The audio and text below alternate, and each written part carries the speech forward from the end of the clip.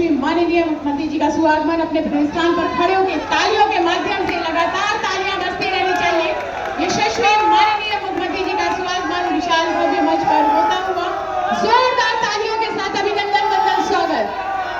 लगातार तालियां बजती रहनी चाहिए। हमारा जनपद प्रयागराज जोरदार तालियों के साथ जय जय श्री राम। बहुत बहुत धन्यवाद। नमस्कार करते हुए, सादर प्रणाम करते हुए नगर निगम प्रयागराज के द्वारा आप सभी को गंगा दशहरा के इस पावन पवित्र त्योहार की बहुत सारी बधाइयां शुभकामनाओं के साथ आज 400 करोड़ रुपए की विभिन्न परियोजनाओं के लोकार्पण शिलान्यास पुस्तक विमोचन के वितरण के कार्यक्रम में अपनी वंदे वंदे गंगे मैया की, गंगे मैया की, यमुना मैया की, यमुना मैया की, प्रयागराज भगवान की, प्रयागराज भगवान की। नमः पार्वती पतिये हर हर।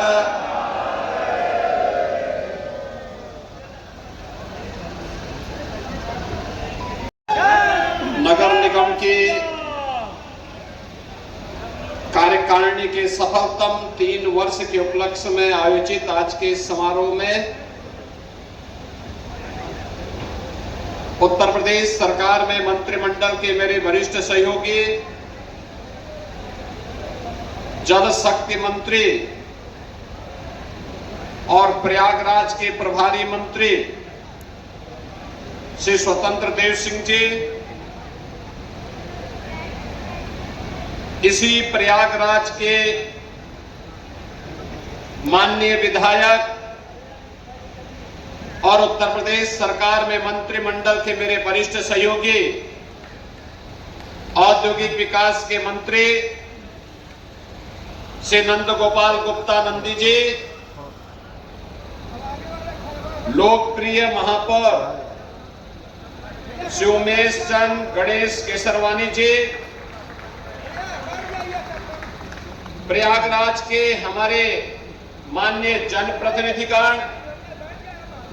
इस क्षेत्र से लोकप्रिय विधायक श्री हर्षवर्धन वाजपेयी जी, फूलपुर के लोकप्रिय विधायक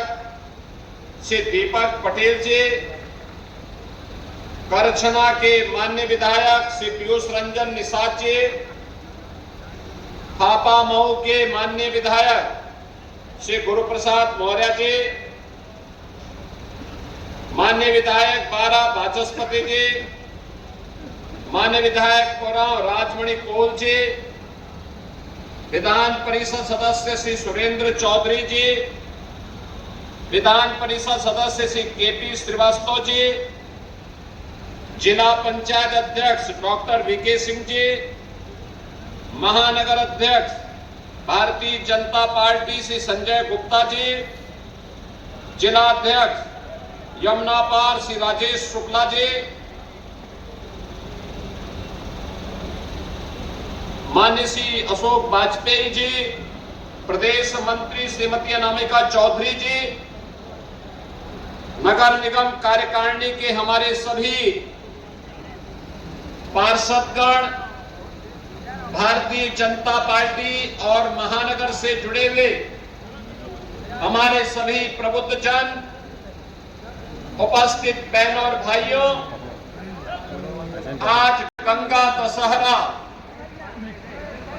का पावन पर्व भी है। गंगा दशहरा के ही इस पावन पर्व पर नगर निगम कार्यकारिणी के 3 सफलतम वर्ष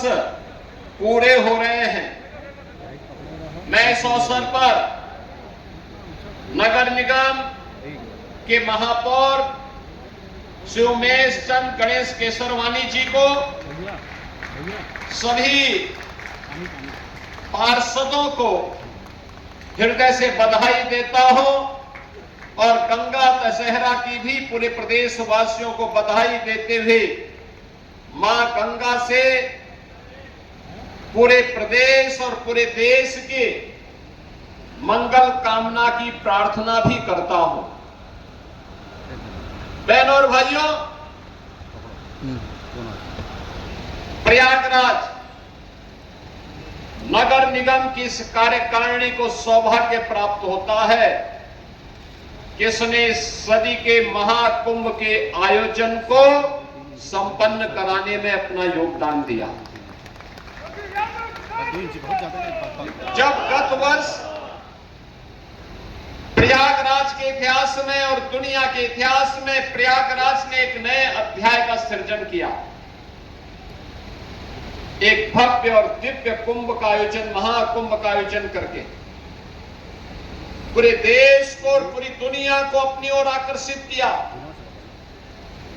45 दिन के इस आयोजन में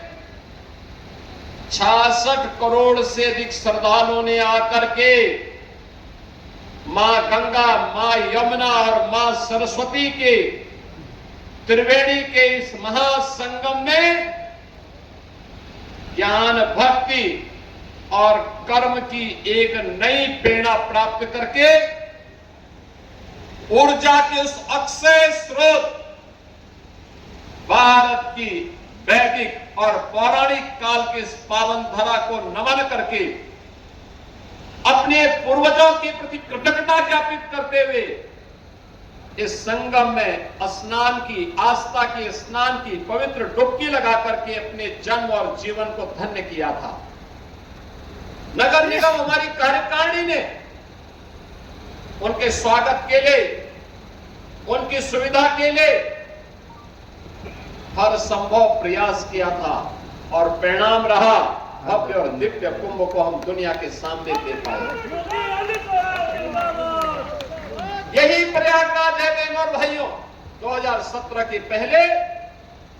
माघ मेला हो, कुंभ के आयोजन हो, वे गंदगी के, भगदड़ के, अव्यवस्था के, अराजकता के शिकार होते थे। लोग आना नहीं चाहते थे, लोग आना नहीं चाहते थे। लेकिन जब 19 में हमारी सरकार को पहली बार प्रयागराज कुंभ के आयोजन को करने का अवसर प्राप्त हुआ था, तब प्रधानमंत्री जी की प्रेरणा से और उनके प्रयास से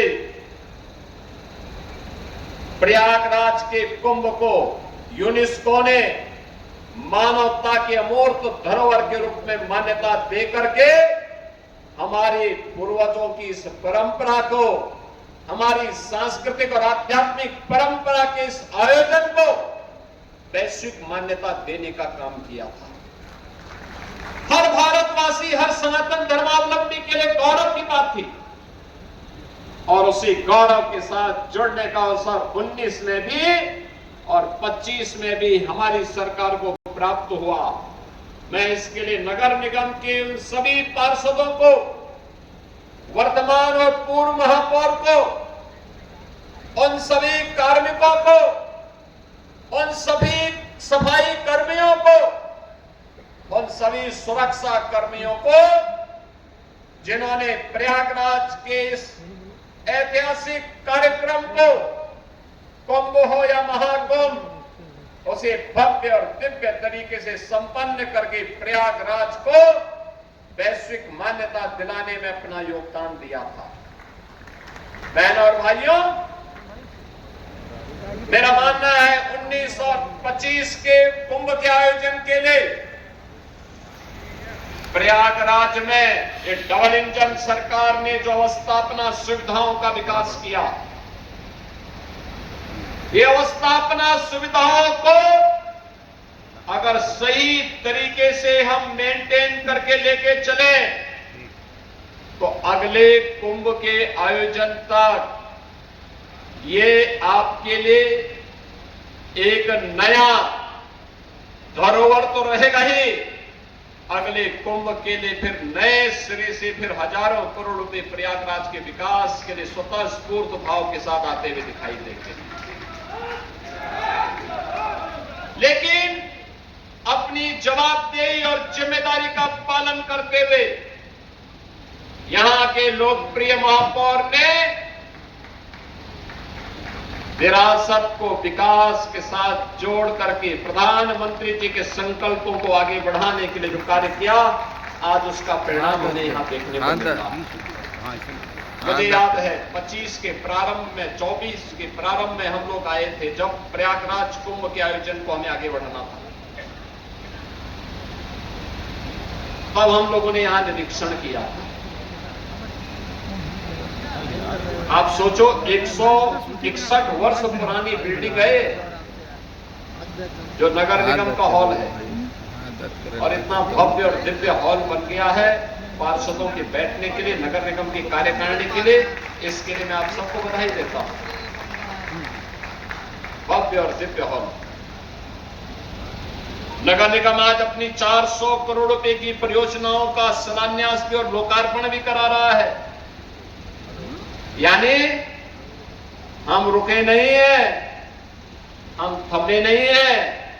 हम तो मां गंगा की धारा की तरह ही अविरल